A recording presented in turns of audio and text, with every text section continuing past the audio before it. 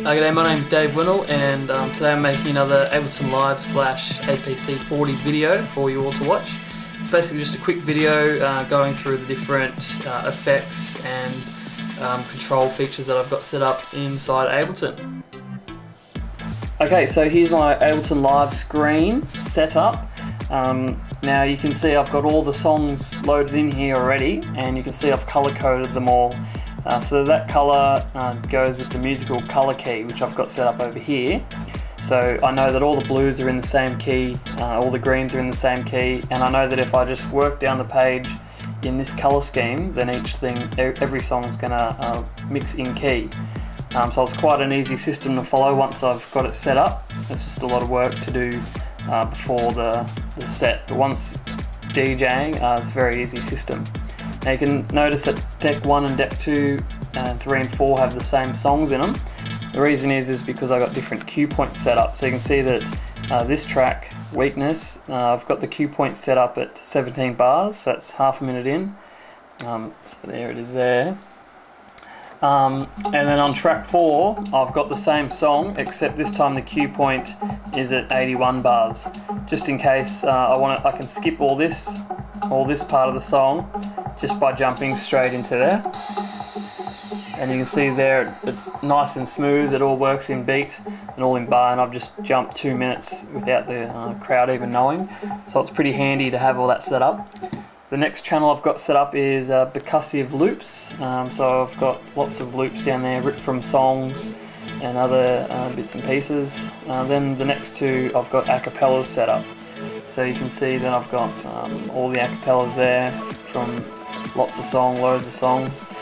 They're all in key as well, and I've got special little loops set up there, so I can jump between the tracks. And from here I can pretty much build songs. So you can see here I've got on channel 6 I've got the beats from Alex Guardino, Destination Unknown, and then next to it I've got the sax. So I can mix between the two and pretty much build the song from there. And there's loads of them like that. I've got Riverside here, the same thing. So I've got the lead from Riverside there. Then on this channel I've got just the kicks, and then next to that I've got the vocals. So I've got all the parts there. To make up the actual song. And apart from that, I've also got just little bits taken from songs, like here I've got, and then here I've got the vocals. Now obviously I should be triggering all of this with the APC, that's why I bought it, so there we go.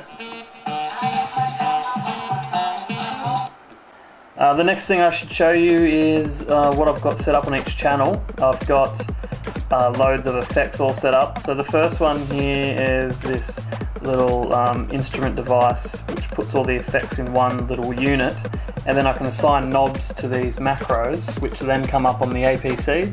So if I chuck a song on, I've got 2 filters, a delay, another delay, the old Redux knob, and then another delay with a really cool effect on it. See it going there. Then next to that I've got my delay chain set up, and what that does is when I press one of these knobs, it'll turn the delay on. So if I turn that on for you. Okay, press the button and you'll see it changes 3 parameters on it. The volume comes down, and then the feedback and dry witness go up to 100%, which is effectively echoing it or delaying it forever. So here we go.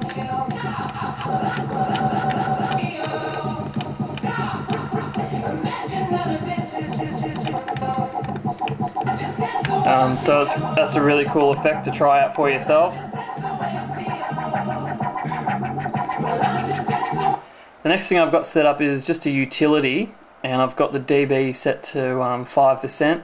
That's just so when the tracks are playing, the volume isn't clipping, because if you can see, if I turn that off, then it's very close to 0, and you know, you don't want that clipping in the club, otherwise it's going to do all sorts of trouble, especially when you get a couple clips playing. It gets very muddied. The next thing I've got is another filter, which I've got set up to the send. So instead of using the pan knob, I've got that set up to a filter. So let's chuck this on.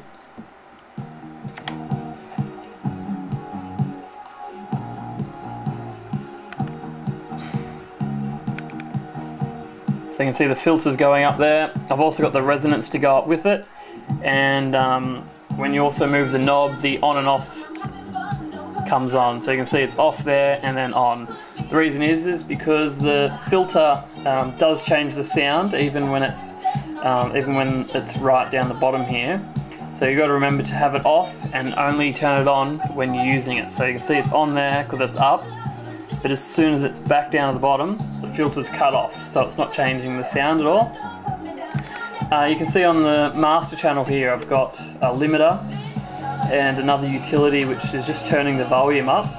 So the limiter's there is just to stop any of those loud peaks in the songs jumping over 0, because we don't want anything clipping. So that's going to keep the mix nice and neat, nice and tidy, which is a really, really good idea.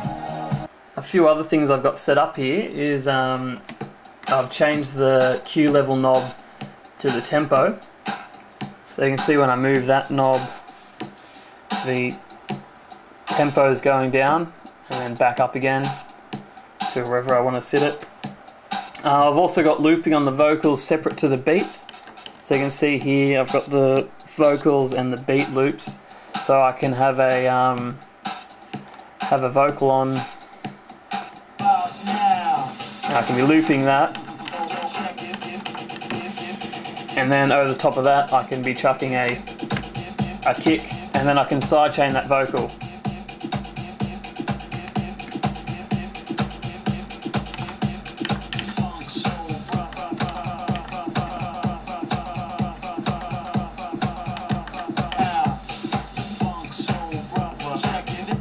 The last thing I should show you is I've also got a which I've named the Winnel effect, which is just a white noise. So if I turn the record button on, which isn't record, I've set it to playing the white noise, and move the fader across, and there's the white noise, and then I can also sidechain that. So you can hear it's going there, and then I can chuck a kick on behind that if I want. And you can hear it's getting sidechained there, and I can move the fader and do what I want with it, really. And that's about it.